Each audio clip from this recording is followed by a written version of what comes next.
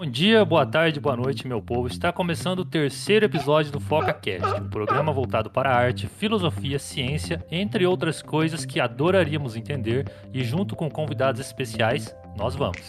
Eu sou Bruno Silva e juntamente com Andrew Alves exploraremos temas e universos riquíssimos em um papo quinzenal aqui no seu tocador favorito. Hoje temos a presença de um autor que vai te fazer refletir, pois seu último trabalho é simplesmente uma metamorfose que une emoção, amor e também a desconstrução de preconceitos. O nosso papo de hoje é com o quadrinista e publicitário paulistano Vinícius Velo. Obrigado pela presença, Vinícius, e seja bem-vindo ao FocaCast. Pessoal, beleza. Muito obrigado, viu, pelo convite. É um prazer estar aqui com vocês.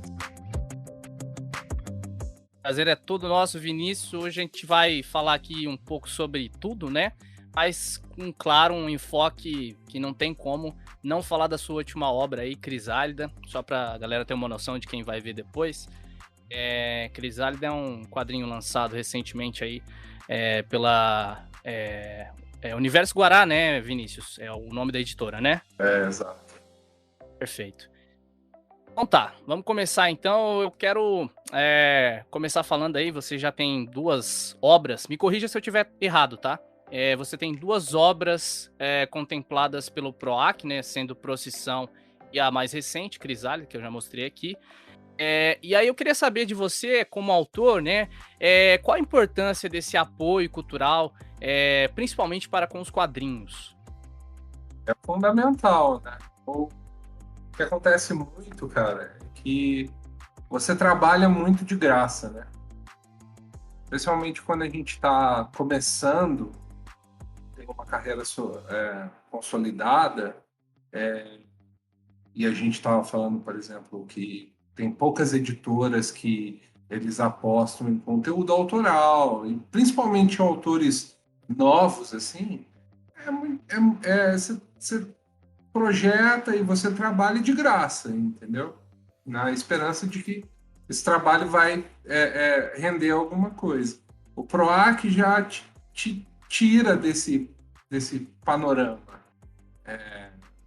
Se você está fazendo quadrinho e você tem a capacidade, sei lá, de morar com seus pais, ou você está estudando, você está fazendo isso com coisa de meio período, assim, aí tudo bem, mas se você, por exemplo, na minha idade, assim, que comecei a fazer, eu peguei para fazer esses quadrinhos, já tinha 33, 34 anos. E aí é difícil, tem que pagar as contas, né? E o PROAC, cara, ele quer saber o trabalho é bom, você consegue fazer? Então, cara, tá aqui a verba, vai, faz e vamos ver no que dá, entendeu? É muito difícil isso. Então, ações culturais como o PROAC, eles são fundamentais, assim, para o desenvolvimento. Todo ano saem entre 10 e 14 projetos por aí, financiados pelo PROAC. E são 10 e 14 projetos lindos por artistas que estão ou começando, ou que já estão consolidados, mas são sempre projetos que passam pelo crivo de aprovação. Então, cara, vale muito a pena, sabe? É muito bonito. Mas 33, cara, é a idade ideal, porque é a idade que o Clark Kent começou a atuar como Superman. Olha aí, que maravilha. É a idade certa. Se o Superman começou assim, tá certo. Aconteceu com o Superman depois que ele formou do colegial e começou a trabalhar no Planeta Diário, assim, ninguém sabe, né? Aqueles anos de Jesus, assim, que ele ficou, sabe? Ele criança, e aí você tem ele 33 anos, né? 33. Mas a inspiração é Jesus mesmo. E essa parada, né, você falou, pô, comecei com 33 anos, isso é muito legal, porque, tipo, se você pensar que não é uma regra, né, mas para tudo na vida, meio que a gente tem que começar, né, a sociedade meio que impõe começar cedo e tudo mais. Então, começar um pouco depois, né? Também incentiva o pessoal, né? Porque, por exemplo, eu futuramente tenho 26 anos, 25, quase 26. Eu pretendo um dia ser quadrinista também, trabalhar com quadrinhos. Então, tipo, isso é um incentivo também para quem ainda não fez uma obra, mas pretende fazer e não importa a idade, né? Eu trabalho com arte, eu sou artista gráfico. Eu fazia quadrinhos quando eu era. Quer dizer, eu desenhava quando eu era moleque, até os 17, 18 anos. Eu e o meu grupo de amigos, cara, que hoje, sei lá, estão trabalhando para Marvel, estão trabalhando para os lugares, assim, a gente desenhava e fazia fanzine. Então, o pessoal que seguiu a carreira de ilustração, eles são super bem hoje. E quando eu precisei escolher um curso, porque eu desenhava para contar história, entendeu? Eu tinha essas histórias que eu queria contar, eu queria contar história. Então, quando eu escolhi um curso, 2000, 21 anos atrás, mais próximo que eu achei que eu podia estar era em publicidade. Era em Piracicaba, era que eu achei que fosse mais conveniente para mim continuar ilustrando, continuar desenhando, continuar criando. Então, quando eu formei, eu fui para São Paulo para fazer um curso de poéticas visuais na USP, que não abriu. No semestre que eu fui, não abriu o curso. E aí eu comecei a procurar uns cursos para suprir umas carências que eu tinha, como Photoshop avançado, umas coisas que a profissão pede, assim. Então, eu passando na escola, eu vi uma galera mexendo em 3D. E aí, cara, eu pirei. Isso em, sei lá, 2005. Falei, meu Deus, dá para fazer isso em casa? Tipo, no computador de casa? Então, eu fiz o curso. Cinema, tempo de cinema é ainda menor. Porque quadrinho, sei lá, você senta e desenha, escreve, faz. Você faz isso. Cinema você não faz sozinho, entendeu? Animação você não faz sozinho. E se você faz um projeto, sei lá, do PROAC, premia com 40 mil. Você não faz um filme de animação com 40 mil. O que acontece é o seguinte, eu me preparei para poder contar essas histórias em animação e contei história de outras pessoas. Então eu trabalhei no documentário O Dia que Durou 21 Anos, trabalhei longa-metragem de animação Lino, na série de animação As Aventuras de Fujiwara Manchester. Mundo Proibido que está saindo agora. Estou trabalhando num documentário que ainda não foi lançado, não foi anunciado pela Globoplay. E no meio tempo disso, eu tinha essas histórias para contar, entendeu? Eu queria contar isso. E então um amigo meu falou, cara, por que você não faz em história em quadrinho que você faz, entendeu? Não dinheiro e você faz isso. E foi quando eu decidi participar do PROAC. Pô, já que eu faço isso mesmo, quem sabe eu não ganho e produzo. E é por isso que eu digo, eu comecei a fazer quadrinho com 33 anos, mas eu não estava trabalhando num escritório de contabilidade e comecei a fazer quadrinhos, entendeu? A pessoa que faz isso, cara, não é nenhum impeditivo também, entendeu? Mas eu vinha me preparando por muito tempo para poder fazer essas coisas, porque é muito frustrante, cara, eu escrever no PROC, ter uma ideia, você tem uma ideia que é muito importante para você e na sua cabeça é muito boa, sabe? E é muito difícil você escrever isso no papel e dar para alguém ler e a pessoa entender, entendeu? Caramba, essa ideia é muito legal, sabe? É muito difícil. E o PROAC, sei lá, são 14 premiados e são 220 inscritos, entendeu? Então é muito difícil ganhar o PROAC. Precisa de uma preparação. No final das contas, quadrinhos é uma profissão igual a qualquer outra.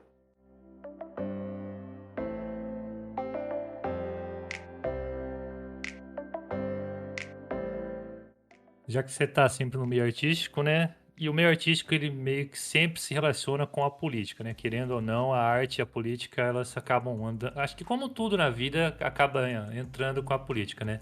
E Crisálida, tipo, ela é uma história muito familiar, né? É uma história de uma família, o senhor Cássio, que recebe a notícia da neta.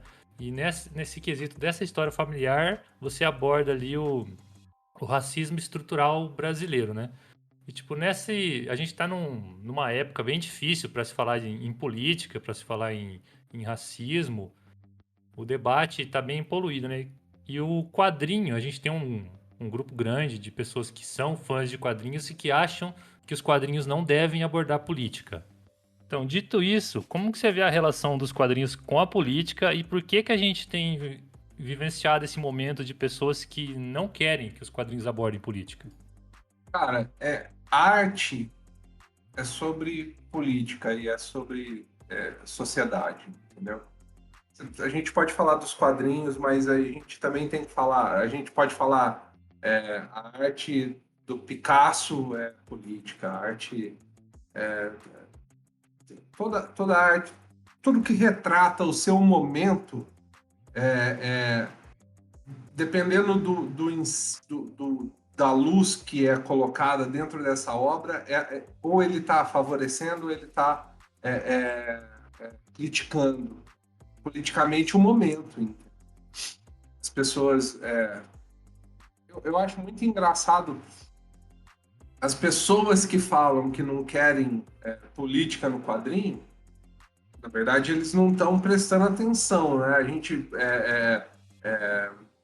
pensa muito que X-Men é uma série de facada e bomba e poder e assim. É isso também. Só que o X-Men bom é a história que tem por trás, são os personagens que estão dentro dele. E isso é um reflexo do contexto político da época, entendeu? Não é porque é uma alegoria, não é necessariamente uma alegoria, não é porque essa metáfora ela tá com elementos caracterizados que não está tratando de alguma coisa. Mesmo eles falam que na época da ditadura você tinha os artistas que eram contra, você tinha, sei lá, a obra de Belchior, Elis Regina, Chico Buarque, e aí você tinha a Jovem Guarda, que era dizia-se apolítico, e não existe isso. Você não está criticando, você está, entendeu? Você está participando, entendeu? E da mesma forma acontece com os quadrinhos. Se você não está enxergando isso ainda, talvez você não esteja olhando direito. O Crisálida é diferente das outras obras. Por exemplo, Procissão e as minhas outras obras, elas refletem muito... É muito o que eu estou sentindo, entendeu? O Crisálida era o que eu queria dizer para minha família, entendeu? Porque o Crisálida, ele veio... Começou... A ideia... Eu tive em 2014. Minha filha tinha 1 ano e pouquinho, ela tinha começado a falar. E eu morava em São Paulo e em 2013 tinha acontecido, sei lá, um despertar político. As pessoas estavam nas ruas, estavam reivindicando o metrô e o ônibus barato e aconteceu essa avalanche que veio depois disso, em decorrência de tudo isso, que veio em decorrência da Primavera Árabe. E aí você pode traçar esse movimento político no mundo inteiro, assim, com a disseminação das redes sociais, né? Na mão das pessoas. Mas, de toda forma, por causa mesmo das redes sociais, as pessoas começaram a se juntar em bolhas e começaram a escolher a informação que era mais conveniente para elas e a só consumir o mesmo tipo de informação. E eu queria gritar para minha família, presta atenção, você não precisa só ler isso aqui, lê isso aqui. E foi quando eu vi podcast do... Não é o podcast, eu vi o Átila e a Marino falando sobre a radicalização, que não adianta você tentar raciocinar contra o cara, entendeu? Quando o cara tem uma opinião, se você embate ela, é como se estivesse dando um soco uma ponta de faca. Você precisa pedir informação, entendeu? Para ver o quão profundo é esse conhecimento da pessoa. Porque a informação que a pessoa tem é muito mais ligada com o que ela sente do que com a verdade daquela informação.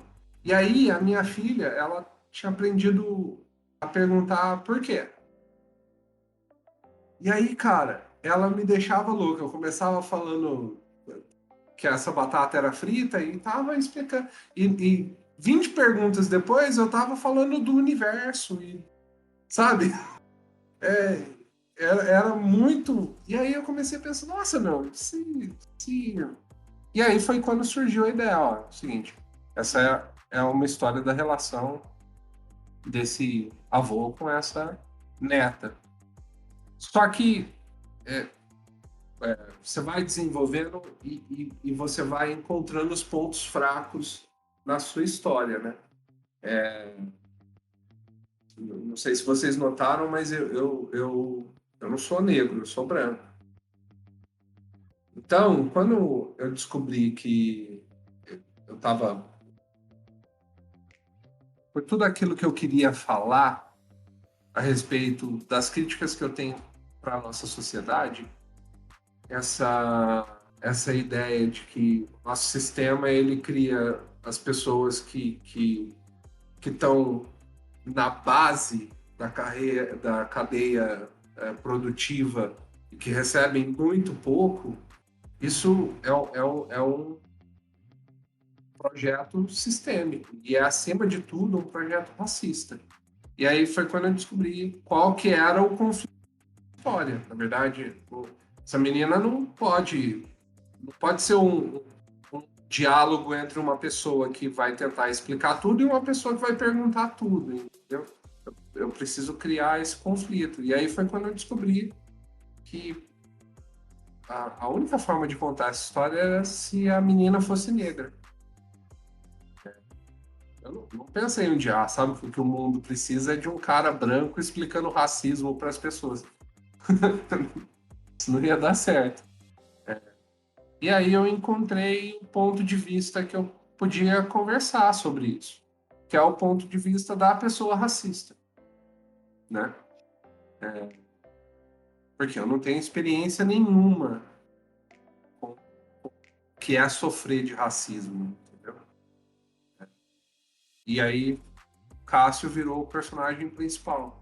É porque você envolveu racismo, família, tipo, são muitas emoções e ela fala muito com o momento que a gente tá vivendo, né? Os preconceitos que sempre estiveram, mas que estão voltando à tona mais fortes agora. Tipo, isso fala muito com a gente e principalmente com a gente branco, né? Tipo, eu vi ali vários e vários parentes, eu cresci no meio de pessoas com aquelas. E para eu começar a mudar, tipo, eu considero que a gente está em constante transformação, né? E, tipo, é um processo doloroso que leva muitos anos, né? Para você desaprender algo e... Realmente, acho que quem lê isso e não se emociona, tá morto.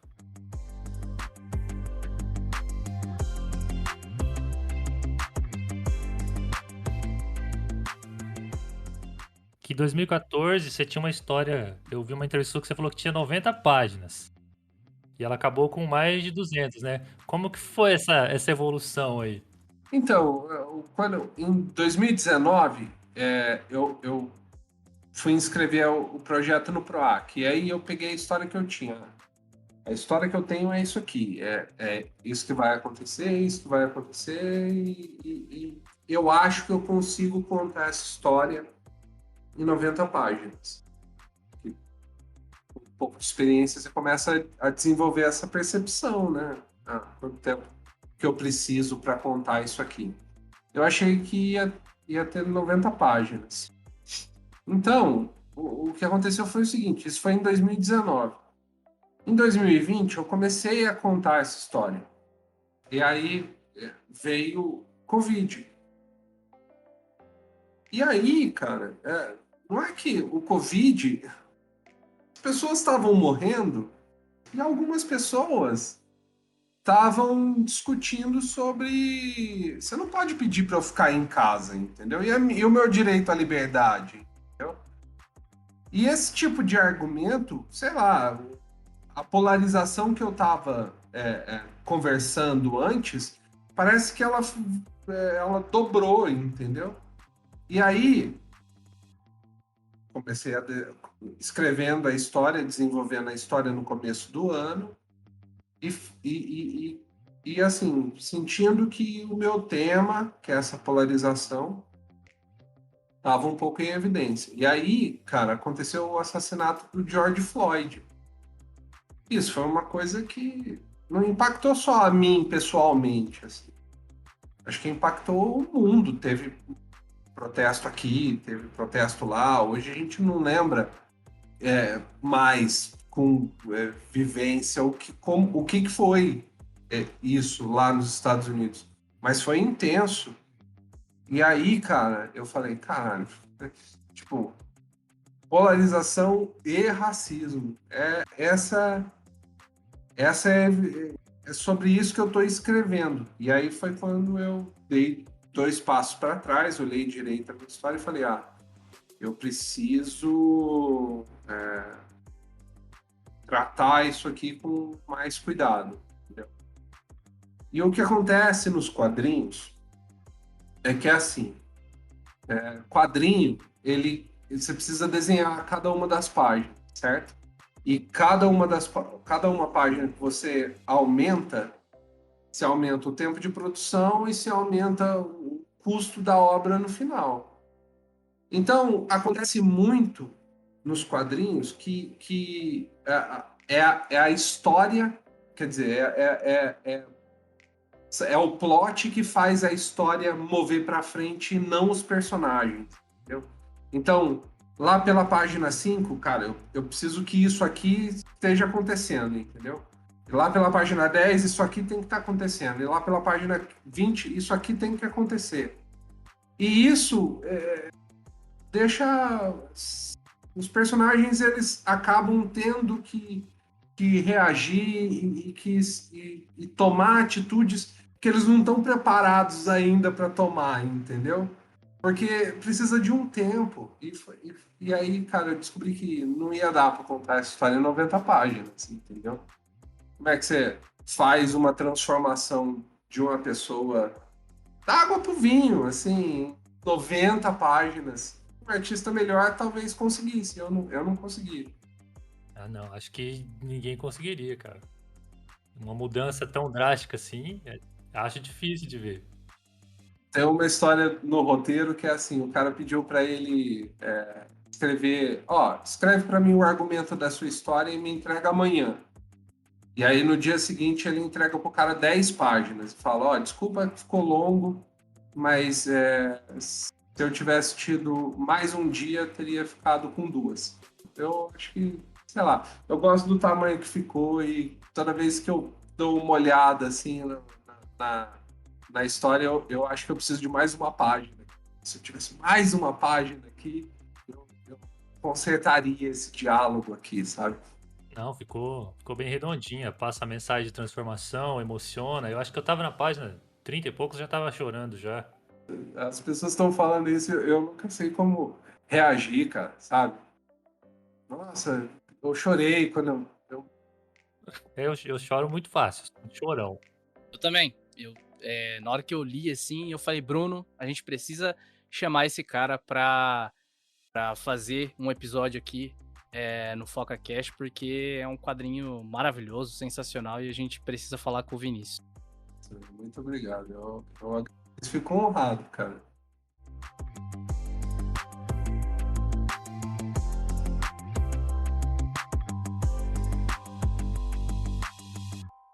E ó, já vou te fazer uma pergunta, acho que em 2 em 1, que eu dei uma modificada aqui, porque você sintetizou muito bem algumas coisas que eu já ia perguntar, por exemplo, como você concebeu a ideia do quadrinho, mas você já respondeu pra gente. Mas aí eu queria saber que esses quadrinhos que são mais, que tem uma pegada mais humana, se assim posso dizer, eles têm uma tendência, talvez, a talvez alcançar pessoas que talvez não leiam quadrinhos, porque é muito normal, assim, pra gente falar sobre quadrinhos, a gente que tá no meio, assim, seja como leitor, seja como autor e leitor também, tenho certeza. Então, tipo, esse tipo de quadrinho com teor emocional e tudo mais, você acha que ele é mais fácil pra furar a bolha? E também eu queria que você respondesse uma perguntinha que talvez você já tenha até respondido, mas você falou ali, como branco que sou e tudo mais, você ficou com medo de falar, trazer né, um assunto que é voltado pro racismo e tudo mais, sendo branco? Você pensou, sei lá, pelas críticas, enfim. Você conseguiu assimilar as duas perguntas? São essas. Ok, fiquei com medo. Aliás, eu ainda tenho medo, entendeu? Porque a gente tá num tempo muito esquisito, cara. Se a gente colocar dentro do espectro assim político, direita, esquerda, a esquerda briga mais com a esquerda do que com a direita, entendeu?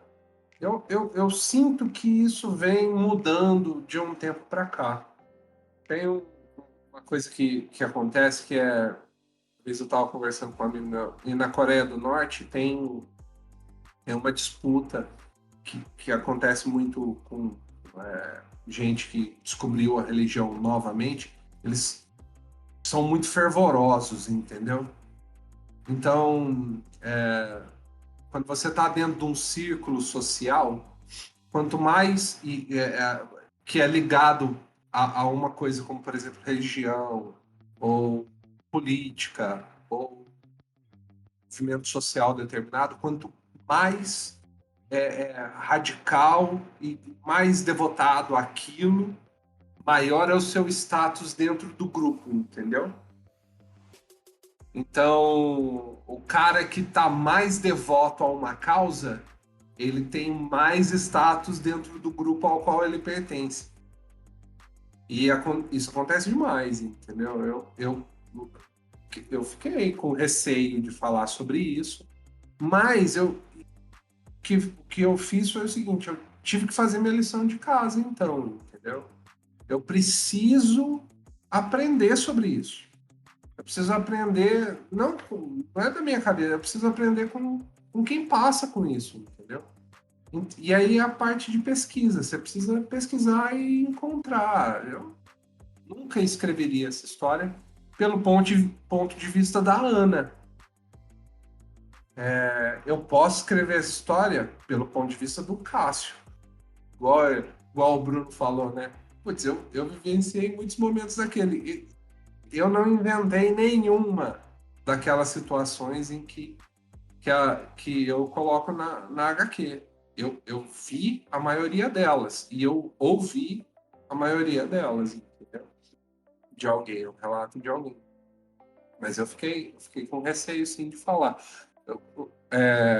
Eu tenho meu cunhado, Beto, ele é roteirista do Grey's Anatomy, né, lá nos Estados Unidos. E aí a primeira pessoa com quem eu falei, Beto, eu quero contar essa história que é assim e assim. E ele falou, meu. Primeiro, ele falou,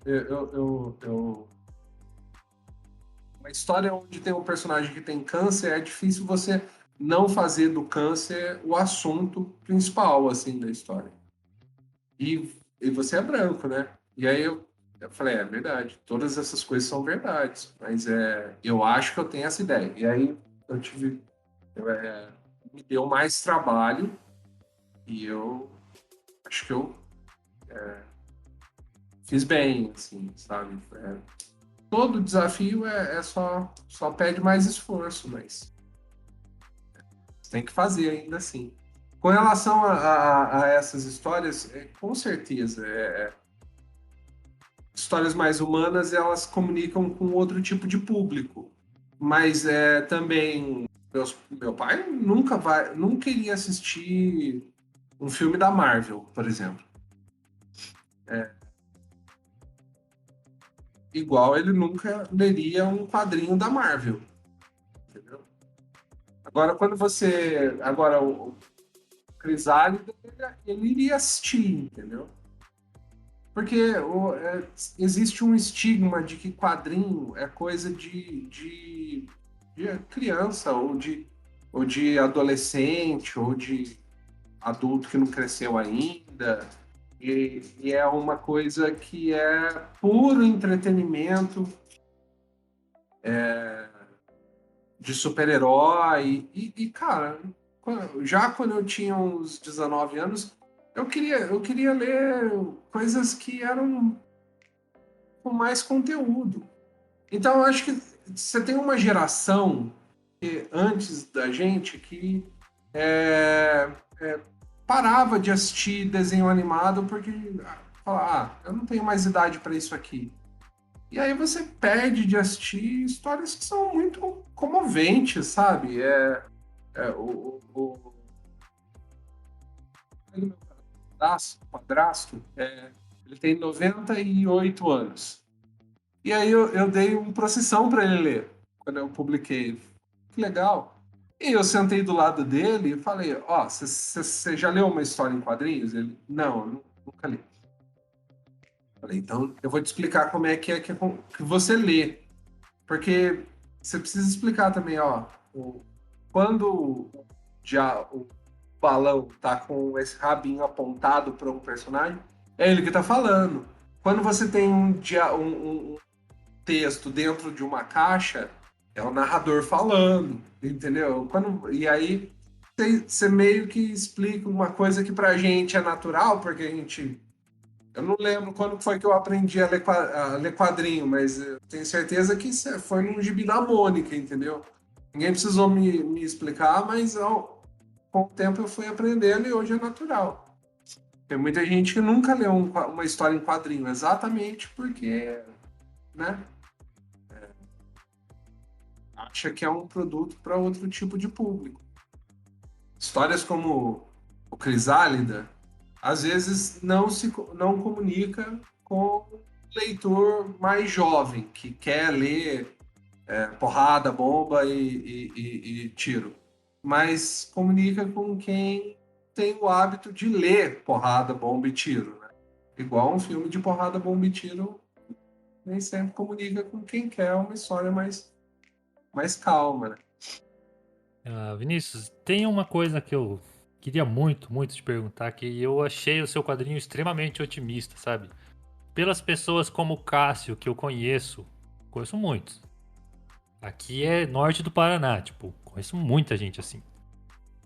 E eu odeio todos eles. Paraná, tá? O Paraná é um lugar tenso.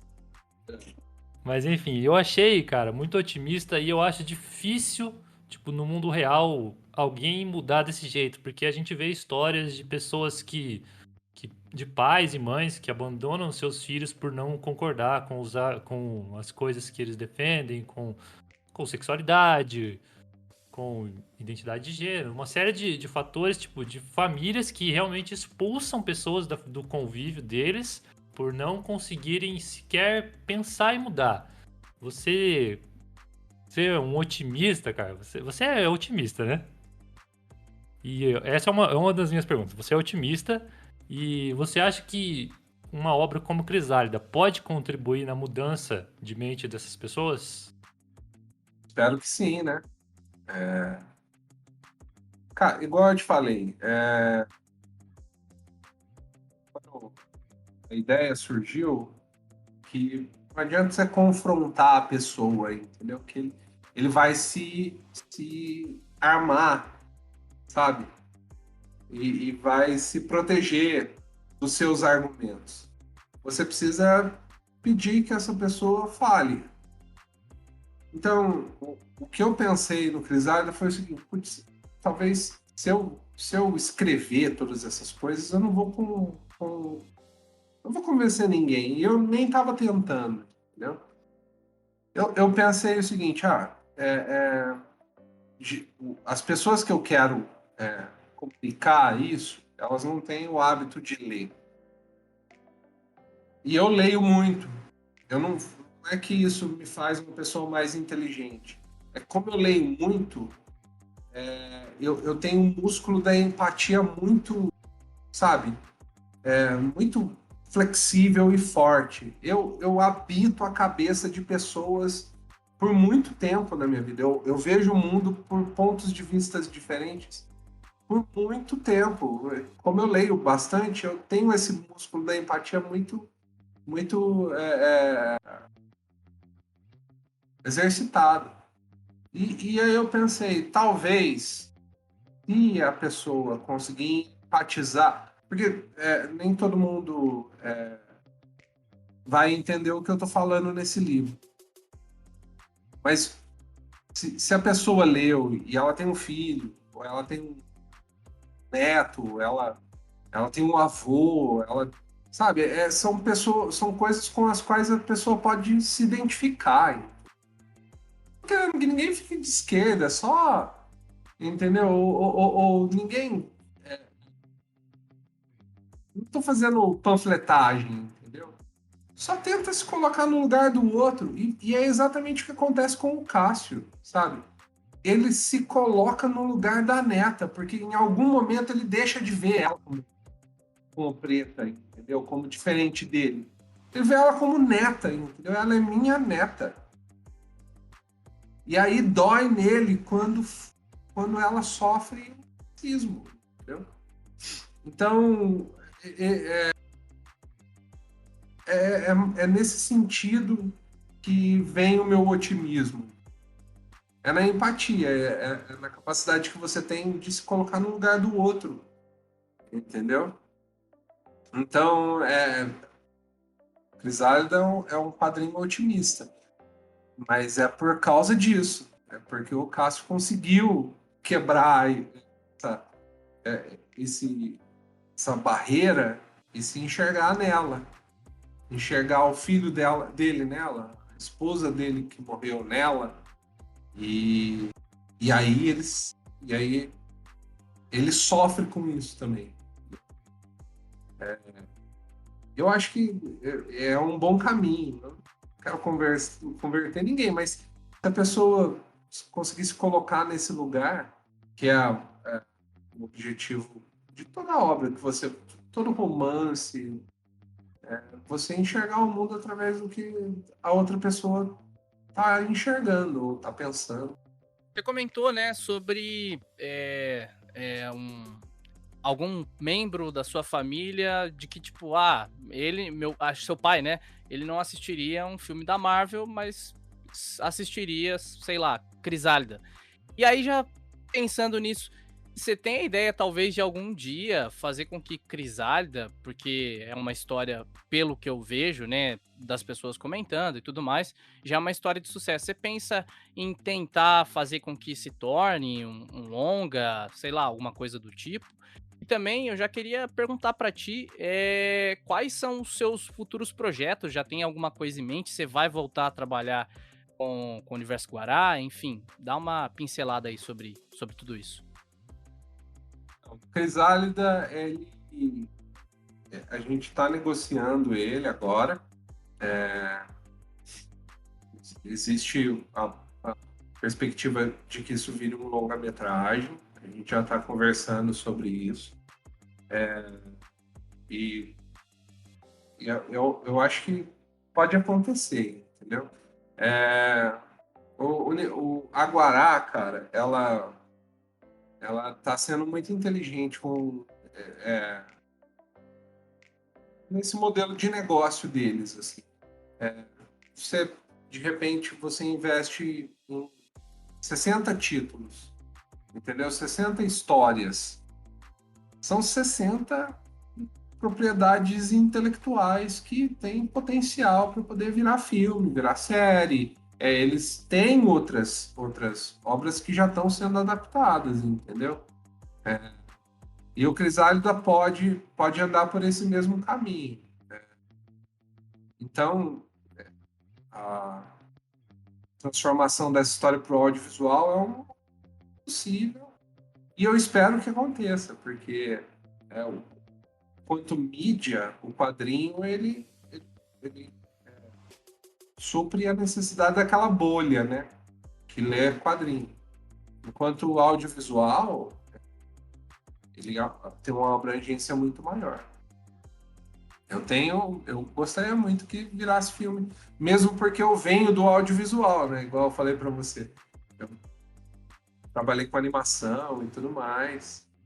Com relação a outros projetos, cara, eu tenho mais projetos pessoais que eu quero que virem histórias em quadrinho, mesmo filmes.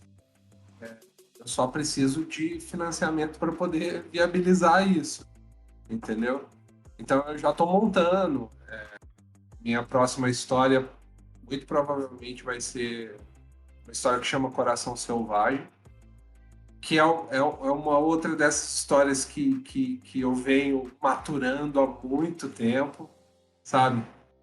E todo quadrinista vai falar para você, cara. Se você perguntar se tem algum projeto que você está querendo trabalhar, cara, ele vai ter 10 projetos que estão engavetados, assim, porque demora muito tempo para fazer uma história em quadrinhos, né? Ainda mais uma história desse tamanho, sabe? Eu comecei pelo Procissão, porque na minha carreira, porque o Procissão eu tinha escrito como curta-metragem. Falei, cara, eu quero começar a contar essas histórias e eu preciso de um portfólio para mostrar, ó, eu posso escrever, dirigir, eu tenho capacidade técnica para poder desenvolver uma animação, né? Então eu escrevi o Procissão como curta-metragem e aprovei na Lei Rouanet e não consegui captar, cara, porque é muito difícil captar, ainda mais curta-metragem, animação, e é uma história, sei lá, história violenta. Acho que vocês não leram Procissão ainda, né? Eu não tive a oportunidade de ler, mas eu vi sim, dei uma olhada em capa e tudo mais, mas não tive a oportunidade. O Andrew tem um problema com compras. Ele compra muitos quadrinhos. Tipo, ele compra loucamente. Estoura cartão e tudo. Já estourei cartão. Uhum. Tô devendo aí. Nubank, eu não sei quando eu vou te pagar, mas um dia eu te pago. Então, Procissão era uma história difícil de captar, por causa que é uma história de violência no cangaço da década de 20. Uma história de vingança e é faroeste místico, né? Cangaço da década de 20.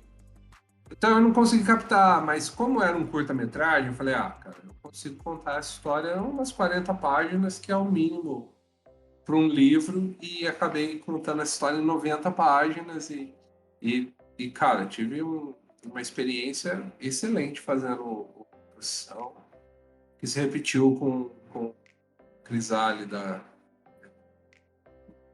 Lancei Procissão em 2019, ganhei o edital do PROAC de novo em 2019, e aí já 2020 já estava produzindo Crisálida.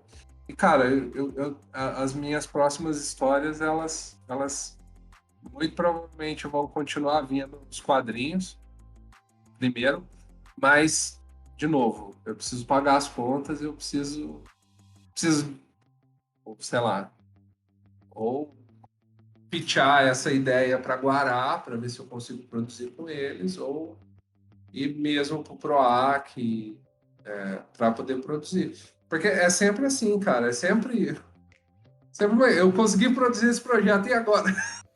Qual é o próximo? Como é que eu consigo financiar? Todo quadrinista e todo artista é assim, né? Você não é funcionário, você precisa. Uhum. Mas agora com a Guará com as portas abertas, acho que fica mais fácil, né? Viabilizar um novo projeto, né? Isso. Fica mais fácil, só que qual que é o lance? A Guará, ela tá produzindo o Almanac, certo? Um almanac é muito legal, cara. Muito É, bacana. o Almanac. Isso, é muito legal. Show de bola. Histórias, cada história tem 20 páginas e são 4 edições, certo? Então você precisa pensar essa ideia dentro desse formato, entendeu? Que eu não vou conseguir fazer isso com o meu próximo projeto. Eu posso pegar um dos outros projetos porque é uma questão mesmo de formato. Até agora eu trabalhei com livros lá. Eu tenho essa história, eu vou contar essa história, entendeu? Modelo graphic novel, né? Modelo graphic novel. Uhum. É um pouco diferente da proposta do que a Guará está fazendo agora. Mas existem muitas formas de financiar um projeto, né? PROAC é um deles. Tá saindo agora eu não vou me lembrar do nome, acho que saindo em 2 volumes, bem no formato que saiu Crisálida. Como que é o nome? Teocrasília.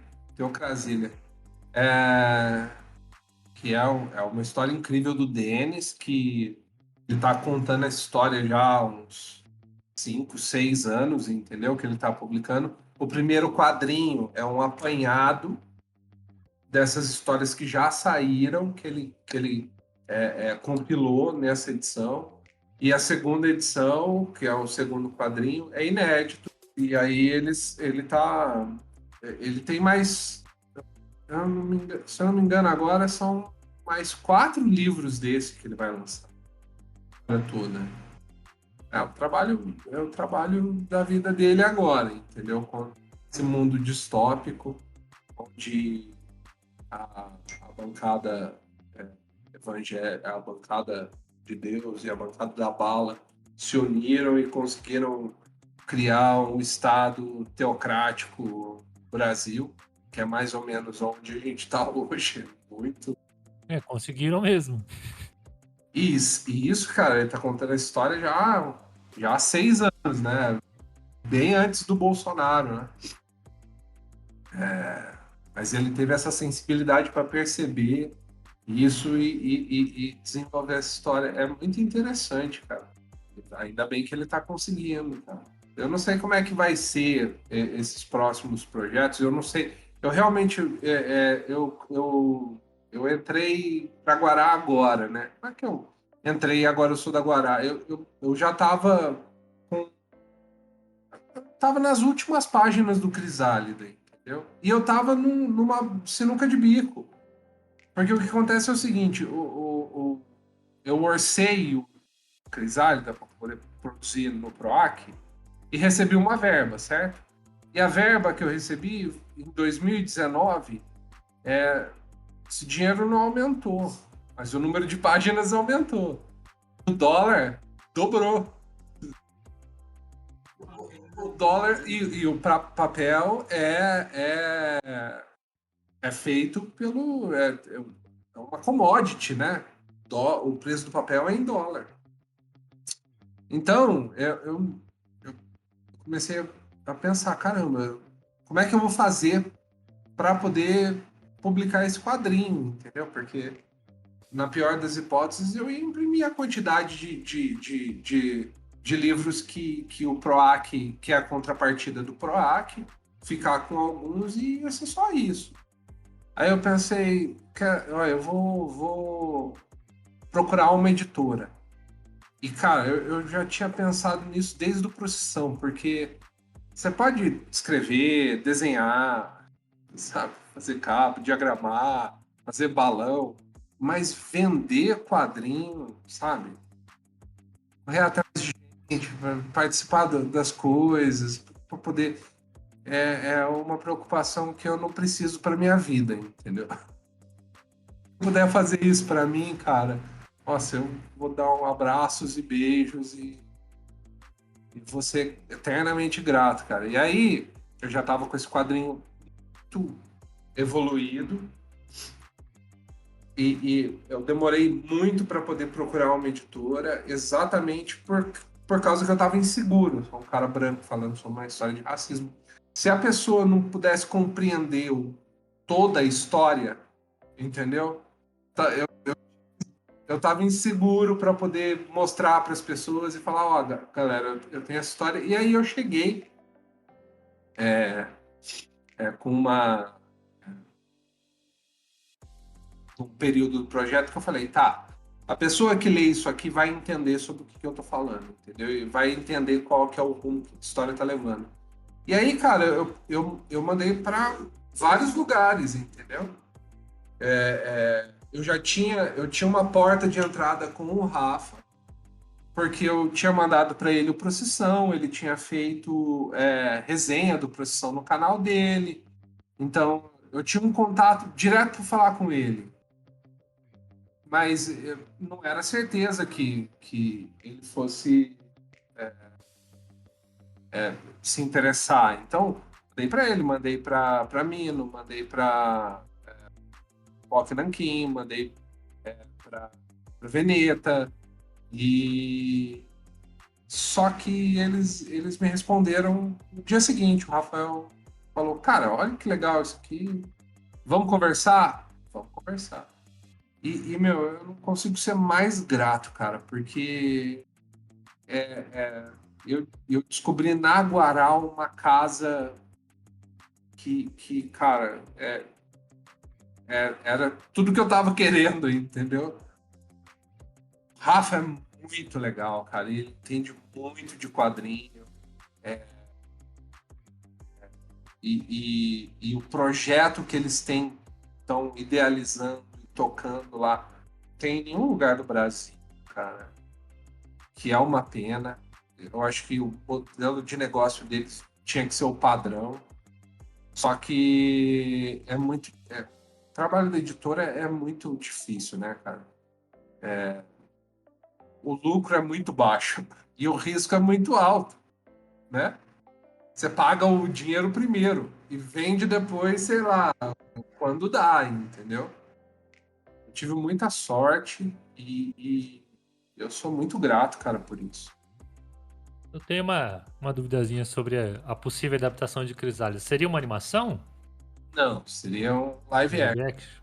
Essa história, eu acho que a mídia dela é para longa-metragem live action.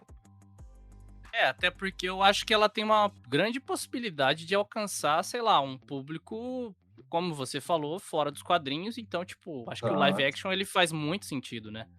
Exato. E o tipo de história, né? O contexto dela, putz, live action, acho que barra muito melhor, né? É uma história muito brasileira, né? Mas apesar dela ser brasileira, eu acredito que ela tocaria em vários pontos do mundo, né? Porque o racismo estrutural nosso, ele meio que tá no mundo, né? Não é só nosso, ele tá em todos os lugares. Exato. Todos os Infelizmente. lugares.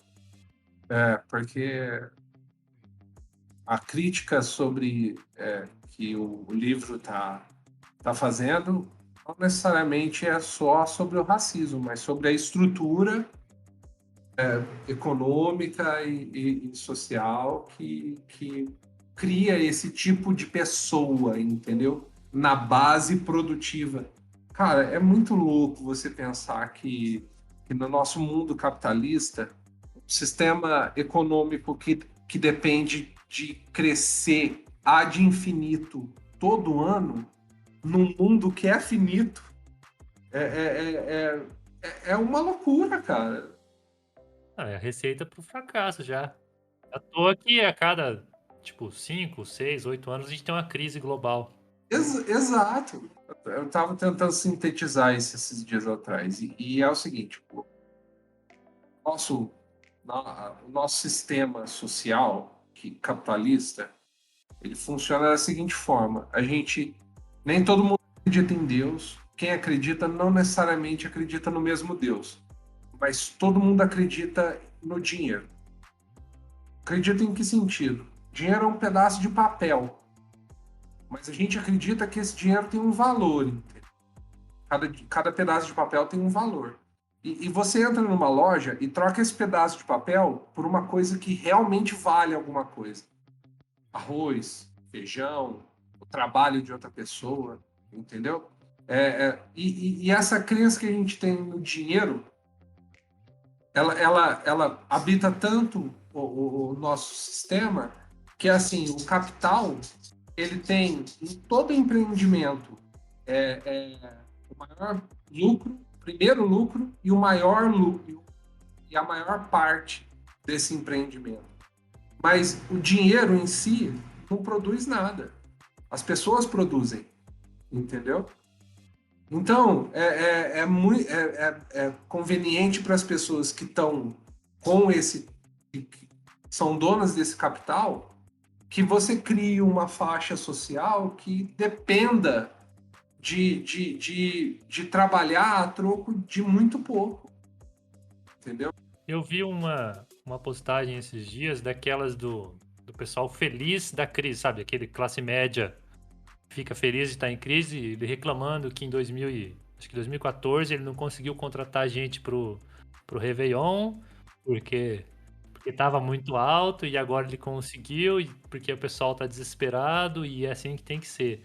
Eu acho que o grande problema do Brasil, claro, passa pela elite e tem um grande problema na classe média, né? Que a classe média ela não quer ver o pobre, o pessoal da base da pirâmide ascender nem um pouquinho. Não pode chegar perto, que eles querem que derruba de novo. Não é à toa que acho que a gente tem uma média de histórias se repetindo, né? A gente avança um pouco, aí regride um monte. Avança um pouco, regride um monte. Sempre porque a gente tem uma elite que não quer que a gente avance, porque ela quer manter ali os seus privilégios só para elas. Ela quer estar sozinha no shopping, ela quer estar sozinha no aeroporto. E é essa elite que você apresenta ali, né? Tipo, você conseguiu sintetizar bem muito dessa elite no Cássio e nos moradores do condomínio ali, né? Eu consegui visualizar muitas pessoas ali. Achei fascinante isso. Cara. E assim, eu não estou retratando ninguém especificamente, né? No Cássio ou no Siqueira, que é, acho que é a coisa mais próxima. Eu só, sei lá, são coisas que você. Assim, o racismo a gente pega por osmose, entendeu? Ninguém precisa vir para você, assim, puxar no seu ouvido. Preto não presta, ou preto, sabe? Você pega por osmose isso aí. É vendo a forma como as outras pessoas tratam. Umas pessoas tratam umas às outras. Tem aquele estudo famoso, né? Você pega uma criança de 2, 3 anos e coloca duas bonecas na frente dela, né? Uma preta, uma branca, e aí pergunta qual dessas bonecas é a boazinha? E a criança, independente da cor, da etnia, vai escolher a boneca branca, entendeu? E aí pergunta qual que é a boneca que é malvada. Vai escolher a boneca preta, entendeu? Isso aí se você tem esse tipo de concepção com uma criança de 2, entendeu? 3 anos, você consegue captar que a gente pega esse tipo de coisa por osmose mesmo, observando as outras pessoas. E cara, isso é no mínimo cruel. E é um negócio muito difícil de perder, né? Porque você cresce com isso, né? Vem da sua base ali, das pessoas que você admira. E para você se convencer do contrário, começar um processo de mudança é muito doloroso, né? Como toda mudança, né? E é por isso que a gente precisa de educação, cara. Porque a educação, ela quebra esses paradigmas, entendeu? Tem coisas que você acaba não pensando, entendeu? Você não precisa pensar. Tem verdades do mundo que você não se atenta. O ar que você respiro todo minuto, entendeu? Quantas vezes eu respiro? Você não pensa sobre isso. A gravidade vai surtir efeito independente de onde você esteja. Então, você não pensa sobre algumas coisas. Você cresce nelas e aí a educação te explica. Isso funciona dessa forma por causa disso. Ou por que a gente pensa a respeito desse assunto dessa forma? E cara, é a primeira educação, que é a primeira infância que a gente precisa educar. E qual que você acha que seria o papel dos quadrinhos nessa educação? É a formação de leitor, cara. A gente tava falando, né? Eu leio muito. E é verdade. Eu leio muito porque eu aprendi a ler. Eu aprendi a ler lendo quadrinhos, entendeu? É uma coisa que eu fazia constantemente. E assistindo TV também, sei lá. Mas você precisa formar o próximo leitor. Meus pais não liam quando eu não via eles lendo. Eu via eles estudando. Porque minha mãe é dentista, eu sempre via ela estudando. A minha avó dá muito valor para o estudo, dava muito valor para o estudo. E eu tenho TDAH, sabe? Eu não tenho muito poder de concentração, a não ser que eu me interesse pelo assunto, entendeu? Se eu tiver interesse pelo assunto, eu vou realmente prestar muita atenção. E eu prestava muita atenção nas histórias em quadrinhos, cara. E isso abriu, sabe, portas para mim, para outros mundos e outras coisas. Então, eu acho que o papel dos quadrinhos é esse, é formar novos leitores.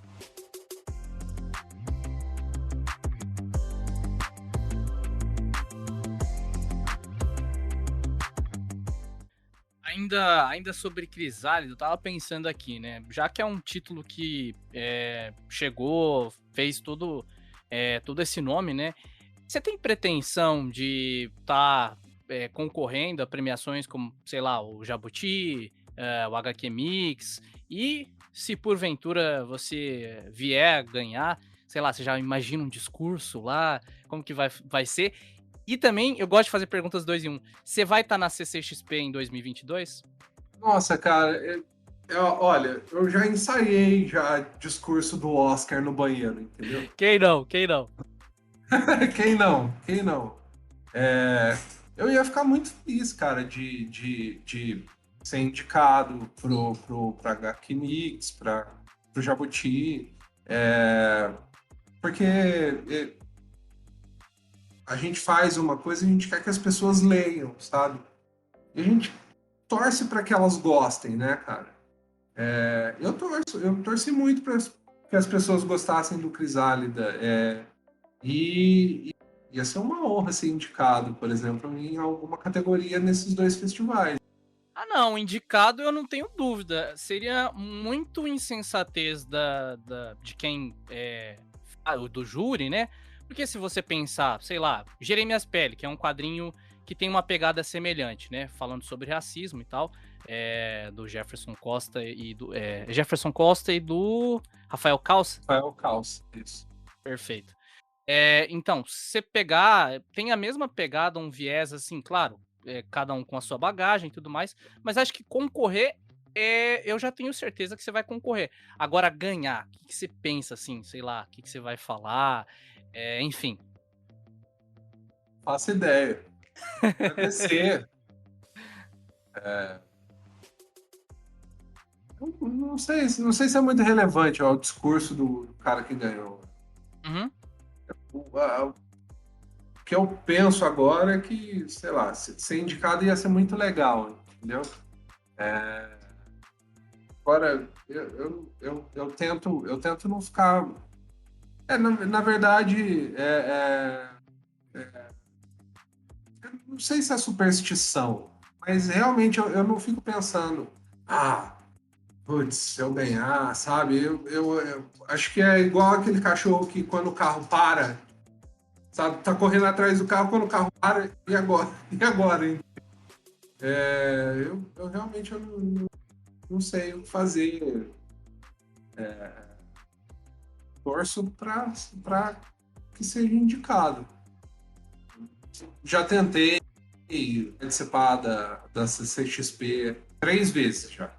E fui selecionado em uma das 3 vezes. Aí, as últimas 2 vezes eu nem tentei. Mas eu tô ansioso para poder encontrar com as pessoas, cara. Você tem que estar lá, porque eu quero pegar um autógrafo, cara. Ah, De não. verdade. Um dia, pelo menos, eu vou lá. Entendeu? Uhum. Mas eu espero, cara. Espero que aconteça esse CXP o ano que vem, cara.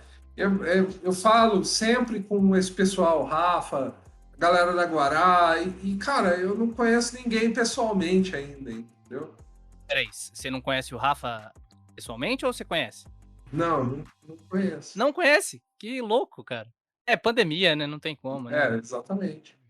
E, cara, eu realmente não conheço ninguém, cara. Tô louco para poder conhecer as pessoas. Vai ser muito legal, cara. Espero que aconteça e tomara que dê certo.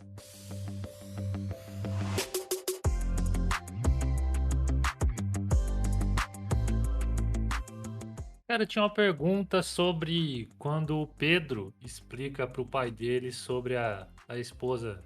Esqueci o nome da esposa? Sandra? Sandra? Olivia. Olivia. De onde eu tirei Sandra, cara? Que o Pedro, ele começa a falar pro pai dele quem era a Sandra, aí tem um Olivia. flashback dela. Olivia, ó, tô com Sandra. E tem um flashback da Olivia falando sobre a meritocracia, né? Tipo, e ali, ó, acho que alguns quadrinhos ali, alguns balões de fala, ela resume bem a meritocracia no Brasil, né? Que eles impõem principalmente a população negra, que é o cara que saiu da favela, tipo, estudou, venceu na vida, eles tentam vender isso como, ó, quem quer consegue. Você resumiu ali, resumiu bem ali, tipo, eu fiquei impressionado que pouquíssimo espaço. Como que você consegue esse poder de síntese ali, tipo, uma coisa gigante, que nem a pauta da a discussão de meritocracia, se resumiu ali em alguns parágrafos. Escrevendo e reescrevendo e tentando identificar a essência do que é que você está falando, entendeu? Quando a gente está num diálogo ou numa discussão, é muito fácil você perder, entendeu? Se perder no que você está falando, sabe? E o diálogo na página, o diálogo no filme, é mais ou menos como música, entendeu? Você tem uma métrica e você precisa saber construir a frase da forma que passe, tenha o maior nível de compreensão no menor espaço possível. Você precisa sintetizar a coisa. E esse diálogo, assim, era, era a preparação para o clímax da coisa. Era assim, pai, eu sei que você ainda não conseguiu entender o que está passando, o que você está passando, mas deixa eu te pintar um quadro geral aqui do que está acontecendo aí, e do que vai acontecer, entendeu? Na frente. E eu entendia qual que era a responsabilidade desse diálogo. Então, cara, eu escrevi, e aí eu lia de novo eu reescrevia essa parte algumas vezes. Meu, não tem um botão de desliga, sabe? Quando eu tava, antes de eu começar a escrever a história, eu já deitava para dormir e os diálogos iam acontecendo na minha cabeça, entendeu? Ficava muito tempo antes de dormir pensando nisso. E é mais ou menos como eu crio, cara. Eu queria muito ser o cara que escreve. Putz, eu tenho essa ideia, isso vai acontecer, isso, sabe? E ficar escrevendo. Não, cara, eu fico pensando, entendeu? Eu penso. E aí, toda noite, na hora de deitar, o diálogo acontecia na minha cabeça. E quando ele acontecia de um jeito bom, eu virava pro lado e escrevia no e-mail, entendeu? Para mim, essa parte do diálogo, entendeu? Então, foi muito muito tempo pensando sobre sobre essa parte, assim, que é uma parte muito importante, cara. Essa ideia de que, meu, assim, tá bom. Você quer falar que qualquer um no capitalismo, qualquer um pode ganhar? Tudo bem, tudo bem. A gente não sabe qual que é a próxima tendência ou qual que é o próximo produto. Tá certo. Qualquer um pode ganhar, mas todo mundo não pode. Pra alguém ganhar, a maioria tem que perder. Exatamente. A pessoa a sua faxineira, para ela fazer esse serviço para você pelo valor que você pode pagar, ela não pode vencer, entendeu? O peão da fábrica, o cortador de cana, eles não podem vencer, entendeu? E essa é uma realidade que a gente não quer encarar. As pessoas falam, você não conseguiu porque você não quis. É muito mais uma relação de sorte, cara. E de gente te apoiando. Meu, isso é muito difícil, cara. Porque na nossa, na classe média, tem histórias de pessoas que perderam tudo, pessoas que não conseguiram, pessoas que abandonaram. Mas o grande volume são pessoas que tiveram apoio, que puderam estudar, só estudar, entendeu? Chegavam em casa e tinham comida, entendeu? Que sono, tinha tempo para o sono, tinha tempo para brincar, tinha tempo para desenvolver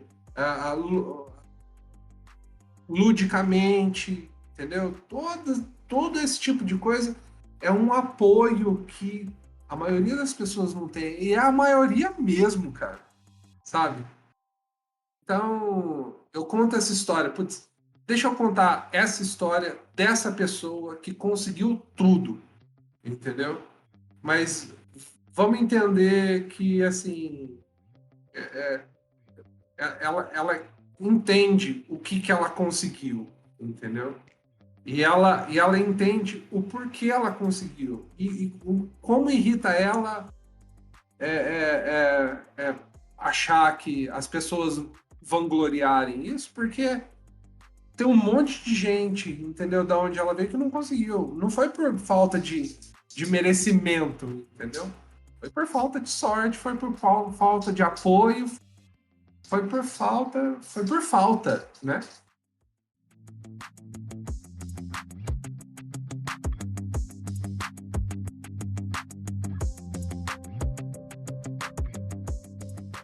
Antes de encerrar, a gente tem digamos, um quadro, não sei se ainda é um quadro especial, mas com todos os outros entrevistados. Ô, Andrew, já é a terceira vez que você faz isso, já é um quadro já. É a terceira vez, cara. É que eu tenho, sei lá, eu esqueço, enfim. Mas vamos lá. Aqui é um quadro. Não é um quadro, é oficial a partir de agora. O Salvo e Não Salvo é um quadro oficial aqui do FocaCast. Isso. Onde basicamente você vai ter que falar aí 3 obras que você salvaria e 3 obras que você não salvaria em um contexto, sei lá, catastrófico. Então, tipo, comenta aí, 3 obras que você salvaria e 3 que não salvaria. A que não salvaria acho que é a mais difícil, mas enfim. Nossa, e agora? Deixa eu olhar aqui. Deixa eu olhar aqui. Pode ser quadrinho, pode ser livro, fica à vontade. Tá? Entendi. Putz. Até filme, se você quiser, né? Como você tá em todos os âmbitos aí, fique à vontade. É que, assim, pensando que o mundo tá acabando, é muito difícil. Tá. Vamos lá. Eu acho que eu salvaria Sandman, porque é uma história que não é uma história, é uma história de gente, sabe? Humana, entendeu? Vista pelo ponto de vista de pessoas que não morrem, entendeu? Tempo não vale nada para eles. E a gente acha que é uma história de super-herói, cara, e não é, cara. Sabe? É uma história muito, sabe? Então, Sandman, cara, tem. E aqui eu tenho um dilema, porque, meu, eu tenho dois livros favoritos, assim, que é o seguinte: o José Lins do Rego, ele escreveu um livro que chama Pedra Bonita e a sequência dele, Cangaceiros. E são dois livros lindos. Para mim, é o que de melhor ele fez, entendeu? Eu leio, eu quero recortar aquele parágrafo e colocar num quadro, entendeu? É muito lindo. Qual que é o problema? Ia ser uma trilogia, entendeu? Só que ele morreu depois do segundo livro. Por que ninguém psicografa essa terceira obra? Eu não sei. Mas eu sei que na biblioteca do Sandman tem uma cópia do terceiro livro. Ele tem a biblioteca das obras que nunca foram publicadas, né? Que nunca foram feitas. Lá tem. Então é mais um motivo para eu salvar o Sandman. Boa, boa. Essa tarefa é sempre indigesta. Cara. Nossa. Pode ser tipo uma coleção? Fique à vontade. Você que manda. Depende do quanto você consegue carregar no fim do mundo. Já tá extenso, né? Já tem 3 livros, eu só dei duas, né? Eu só falei de duas. Deixa eu ver. Eu vou salvar Curtindo a Vida Doidado. Na hora que você tava olhando ali, eu não sei porquê, eu jurei que você ia falar, sei lá, um Crime e Castigo. Eu não sei, você tem cara de curtir um Dostoiévski. É muito legal. Aliás, falando nessas coisas, esse final de ano eu vou assistir meus 2 filmes de Natal favoritos. Todo ano eu assisto com a minha filha. Duro de Matar e Duro de Matar para Crianças, que é Esqueceram de Mim. E agora as que você não salvaria. Tem muita coisa ruim que eu já li, cara. Death Note. Death Note? Death Note. Sério? Death Note, ele é muito pretensioso, cara. É um cara que não é um gênio escrevendo sobre 2 gênios, entendeu? E ele, obviamente, não é um gênio, entendeu?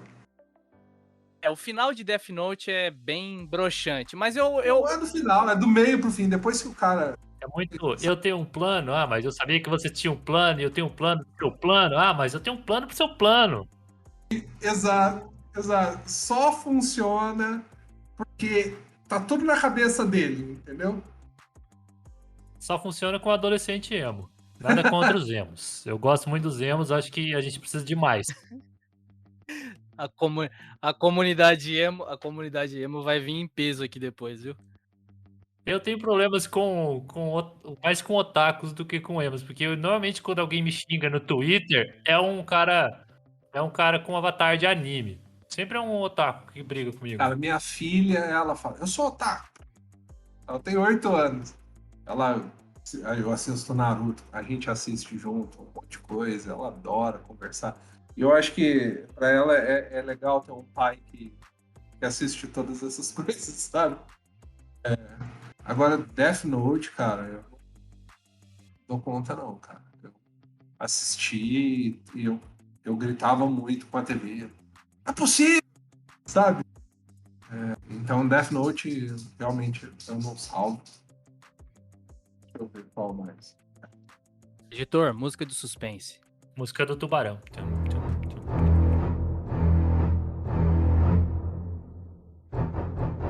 O filme Os Últimos Jedi. É ruim. Eu achei que por um momento assim, um momento de epifania, sei lá, o Retorno de Jedi. Aí... Não, Os Últimos Jedi. E o filme que veio depois também, É alguma coisa Skywalker? Mas você sabe que eu tenho mais ranço dos últimos Jedi do que do Eu último, também, do cara. final, Eu assim. também, cara. Nossa, eu tenho muito ranço Eu dos últimos também, cara. Jedi, cara. Eu também. É, é muito ruim. Já discuti muito sobre isso. E aí tem aquele, Snoke. É, o Snow. Nossa, eu achei que ele era, tipo, eu falei, nossa, esse Snoke é muito foda. Mano, enfim. O cara tomou as decisões que ele quis tomar. Sinceramente, eu acho que ele imaginou uma cena muito massa, entendeu? A cena que o Snoke morre, aí eles saem brigando. Essa cena é muito massa. E eu acho que ele pensou nessa cena e, cara, ele construiu o filme ao redor dela, cara, porque ela mata a história e o filme. E é o J.J. Abrams, né? Não, é o Ryan Johnson. Quem que Ryan é? Johnson. Ryan Johnson. Ryan O Johnson. J.J. Abrams tá indo no O primeiro da J.J. Abrams trilogia? dirigiu o primeiro e o último. Ah, o primeiro e o último. E o último é uma. Você pode perceber que o último é uma birra. Tipo, é o J.J. Abrams falando pro Ryan Johnson o que ele achou que o Ryan Johnson fez de errado. Tipo, o filme virou uma picuinha. Mas não tem como consertar, cara. Não tem como. O que ele fez ali. Salvo essa que eu posso salvar. Olha só. Qual o nome? Pança. Pança. É. Belo nome. Então, não é sobre o que eu acho que ele devia ter feito, é sobre o que ele fez. Às vezes, quando eu discuto com as pessoas a respeito que gostaram desse filme, são dois argumentos. O primeiro argumento é o seguinte: ele quebrou com tudo que foi feito do Star Wars até aqui, entendeu? E veio o novo. E aí, quando você começa a falar sobre as coisas ruins, eles começam a falar. Mas isso aconteceu no Retorno de Jedi, ou isso aconteceu não sei aonde, ou isso aconteceu. Aí eu penso: peraí. Ou ele fez novo, ou ele repetiu só o que é ruim nos outros filmes. Então, decidam-se, por favor, sabe? Acho que a segunda opção é pior ainda, né? Não sei se ele escolheu todas as partes que são favoritas deles nos outros filmes e as partes que eu odeio, eu pessoalmente odeio. Então, bom, de toda forma, Os Últimos Jedi.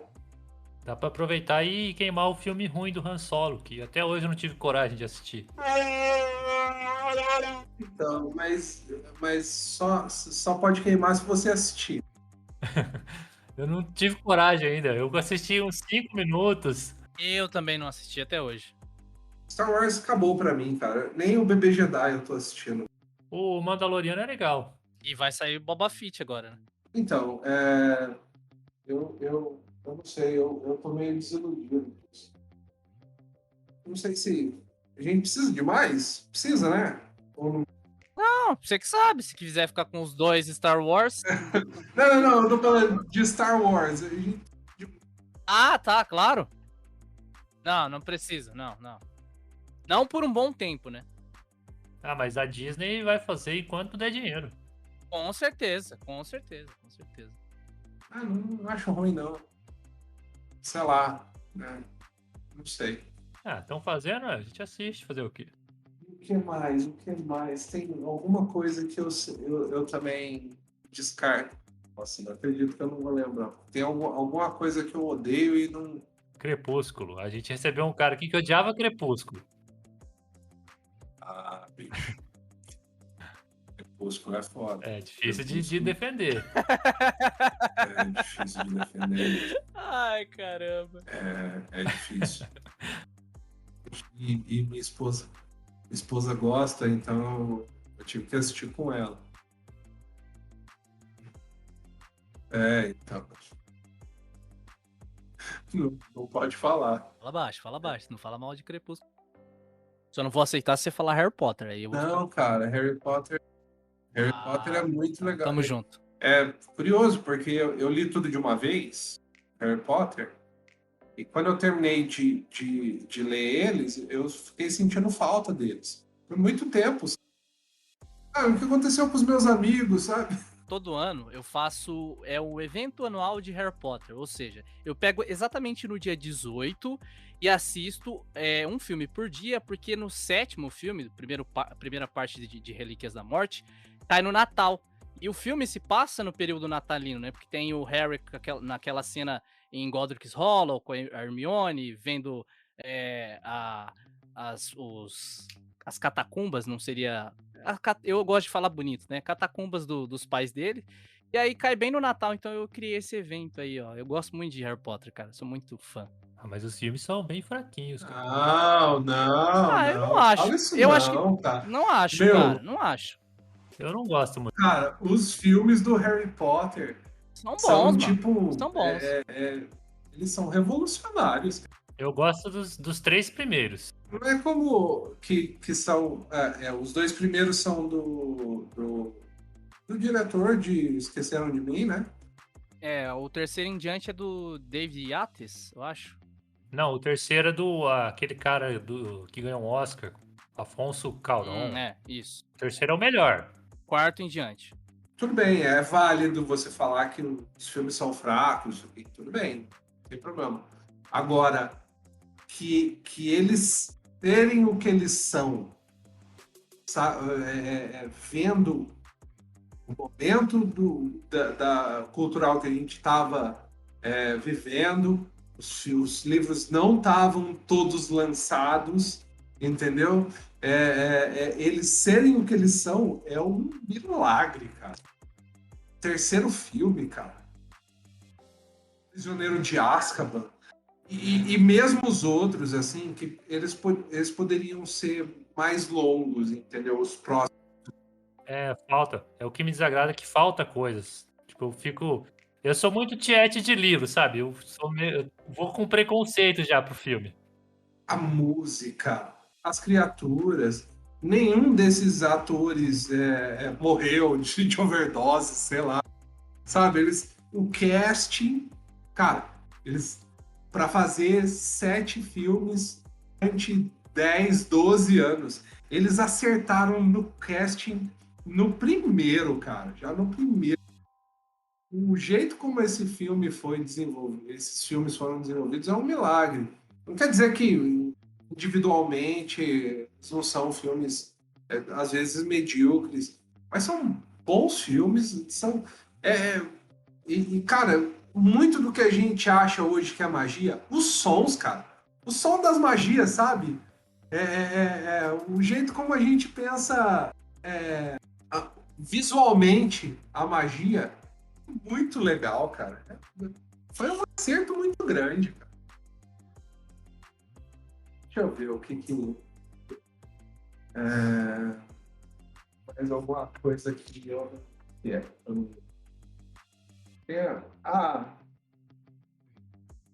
eu não sei, meu. Eu vou falar bosta aqui, mas Momento polêmica? eu não vou falar sobre coisas que eu abandonei no meio, sabe? Por exemplo, Attack on Titan. Eu abandonei no meio, entendeu? Tá bom já pra mim, entendeu? Então, já tirei isso do coração. Eu vou falar só das coisas que eu assisti até o final. Torre Negra.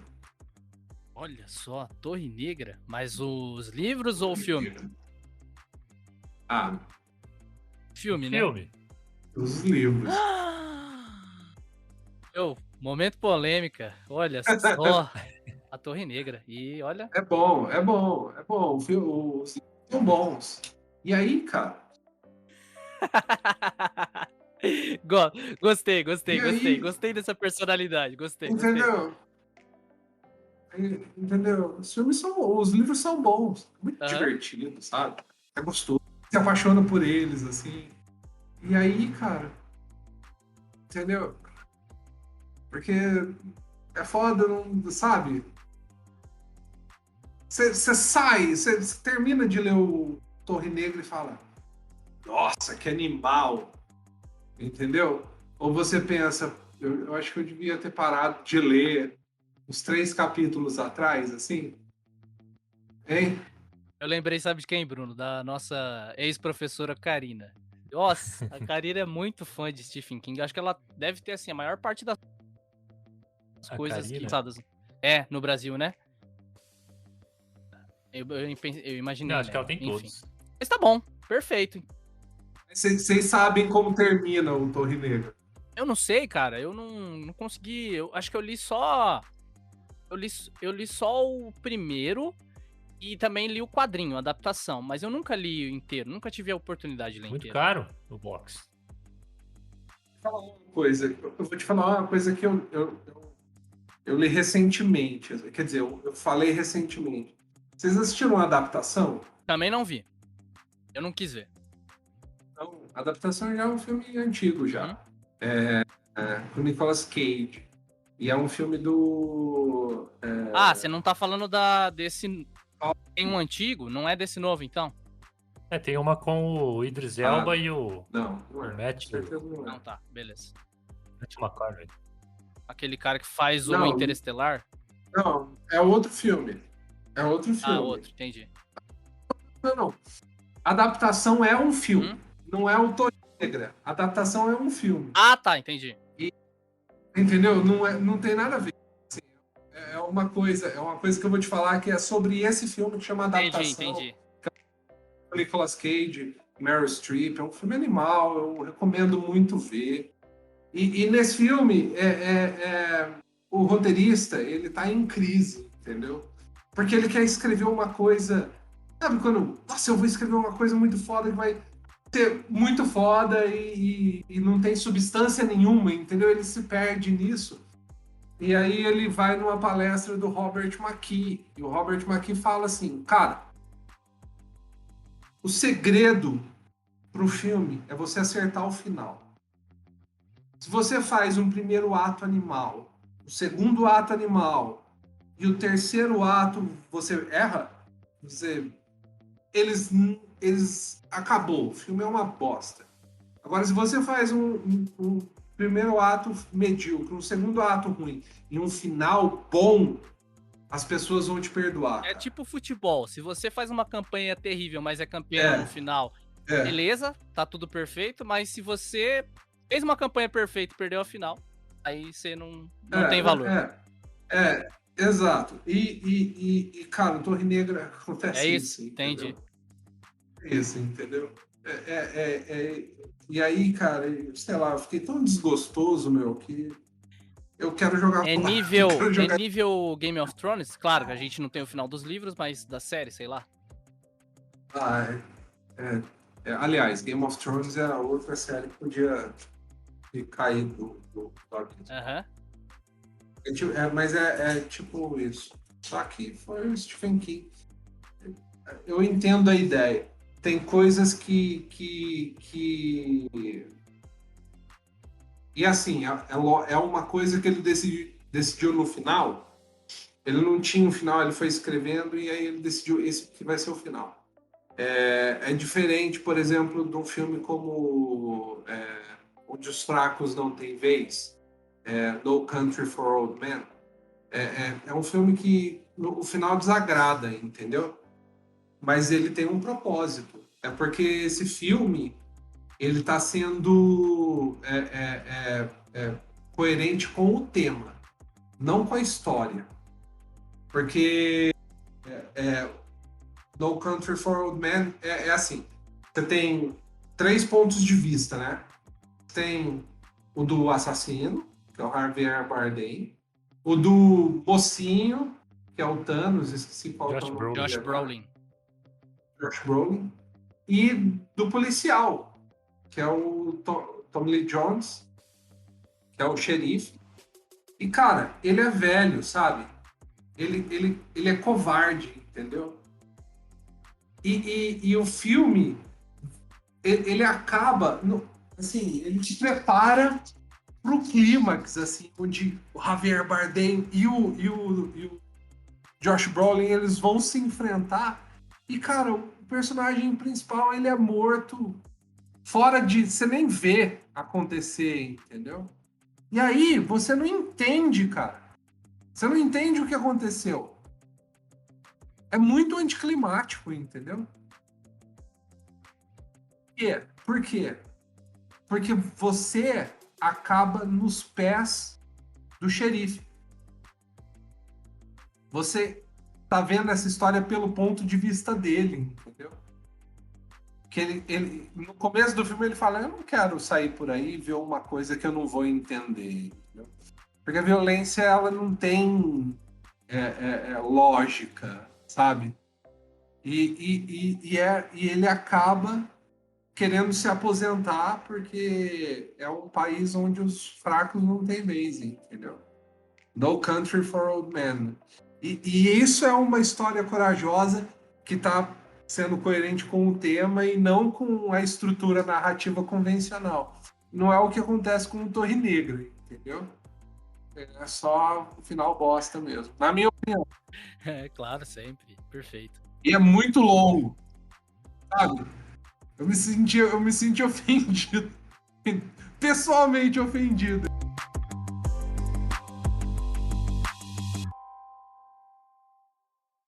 É isso. Foi um belo de um papo. Já agradeço aí novamente por você ter aceitado o convite, por ter disponibilizado seu tempo, por ter tá aí numa terça-feira à noite aí com a gente, beleza, Vinícius? Eu agradeço, cara, foi muito legal. Eu agradeço o convite. E, meu, tô ansioso para poder ver mais do conteúdo de vocês, né? E é isso, Bruno, deixa contigo agora. Amigo? Contigo, encerra aí. Bom, Vinícius, a gente quer agradecer demais a sua presença. Foi uma honra pra gente receber você aqui, né? Um cara que desenha, que escreve, que faz cinema, faz de tudo. Foi uma honra bater um papo com você. A gente até agora esse final a gente falou umas coisas mais aleatórias. E obrigado de novo. E é isso. É isso aí. Corta.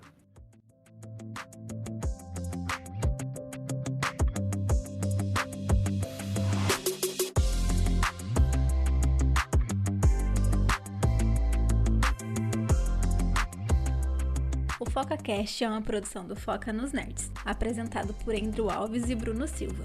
O programa é distribuído pelo Anchor.